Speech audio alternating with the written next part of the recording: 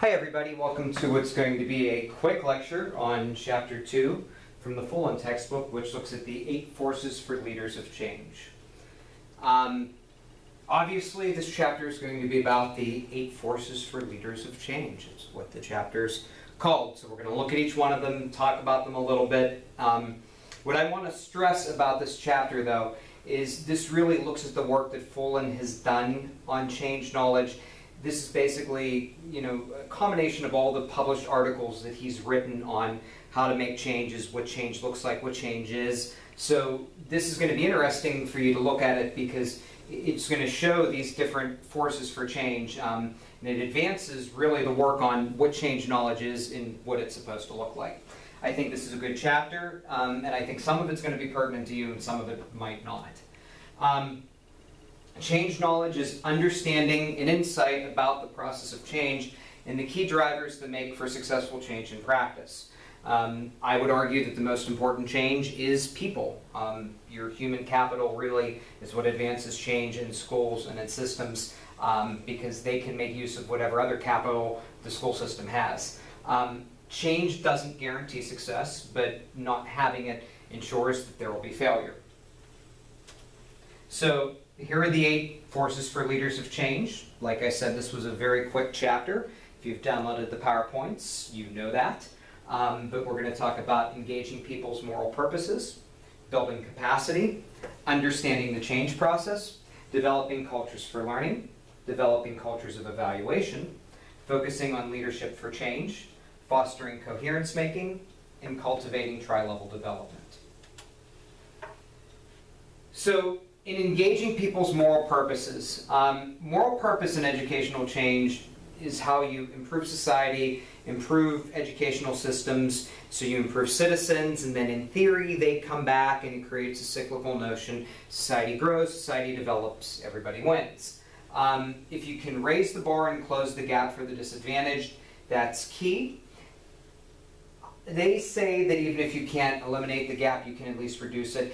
I'm telling you right now, you can't eliminate the gap because if supports are given to students who need supports, these students who don't need the supports, their parents are going to actively seek that those students get the supports. Is that fair? Is that right? I'm not here to answer that, but it's the reality of the situation. So your goal really is to try to reduce the gap for the disadvantaged who don't have the same opportunities that others have. Capacity.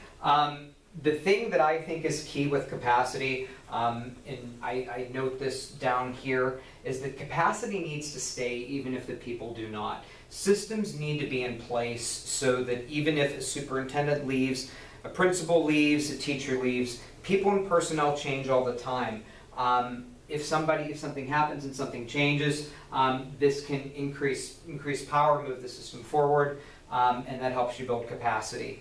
And you got to prepare for somebody that's going to be there originally not being there when you thought they were going to be. So understanding the change process.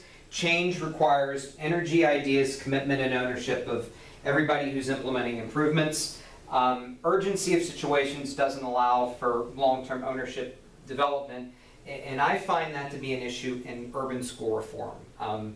When we meet face-to-face, I'll talk a little bit about some of the challenges that I see facing some of the suburban districts, but think about where we're located.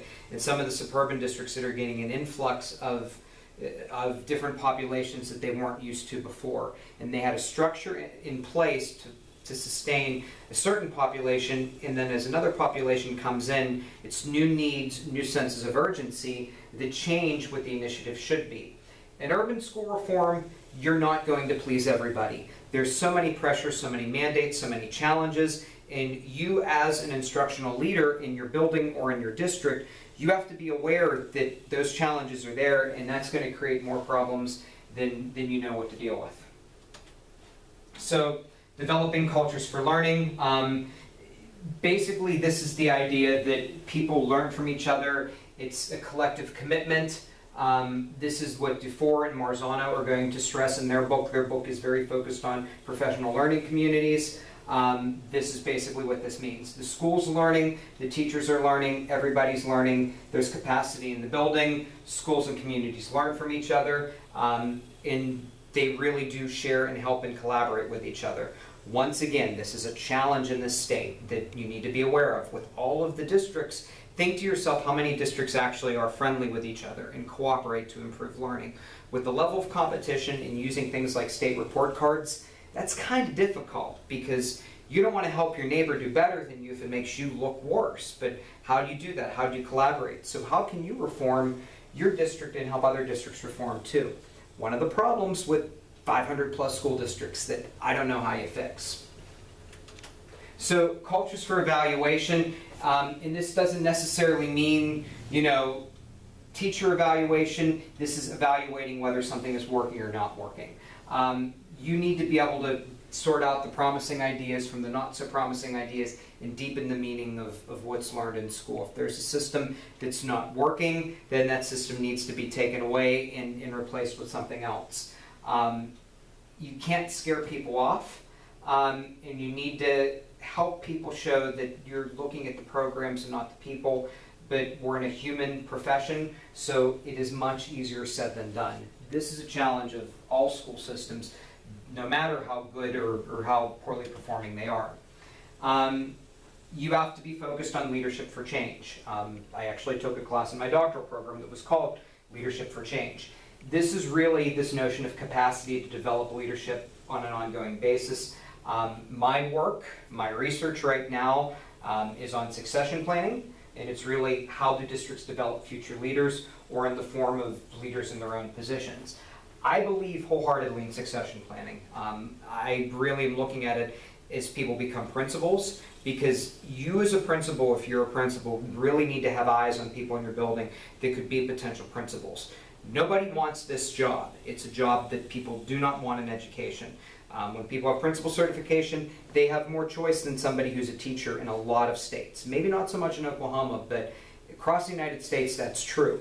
And because of that, the principal has to help people that have the potential to do it, develop their capacity and be able to perform it to the best of their ability. And if they're able to do it, it's a win for all parties involved. So you have to have coherence making, basically saying that there is alignment, everything fits together, and the big picture is clear to all stakeholders. How do most districts do this? Well, they do this with this big, massive assembly at the beginning of the year where everybody from the district gets in one big auditorium or they'll video conference in and they'll say, here are our goals and here are our missions for the year. I find that to be effective, only more ceremonial than anything else. What I find is effective is if the building principal then follows up from that meeting and funnels it down to the teachers. We're not going to get out of the top-down hierarchical model. It's not changing in our education system. So we have to understand why change is taking place, and that also takes time as well.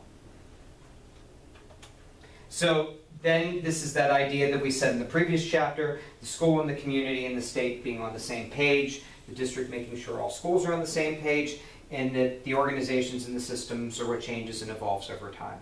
Big idea and an important idea in this class. So why does this matter?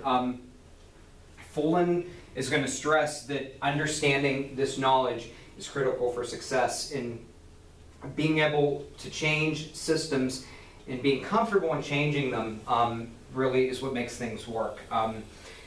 This notion too that leaders understand their capacity and the district that they're in and what the district is capable of doing is important as well. And that ties back to organizational culture. You have to understand the culture of your district, the culture of your building, and if you're able to understand that and demonstrate it, that goes a long way in improving capacity where it's needed. So the next chapter we'll look at is on the road to school improvement, and that'll be as part of the next week. But it's an overarching chapter with lots of big ideas, really, and why this notion matters and how even your good performing schools should be improving. If you have any questions, that's it. Like I said, this week was really to get you exposure to the beginning of Dufour and the beginning of Marzano, the beginning of Fullan and the beginning of Dufour and Marzano. I'm always going to call it the Marzano book. I'm from Pennsylvania. Marzano is a big deal in Pennsylvania. So for me, it's the Marzano textbook. But this chapter really, covered those change agents. And we got an introduction to sort of what Fullan is looking at, an introduction to what Marzano is looking at. Now putting them together is the big picture. So Hope that helped you and hope you enjoyed the lecture. Thank you.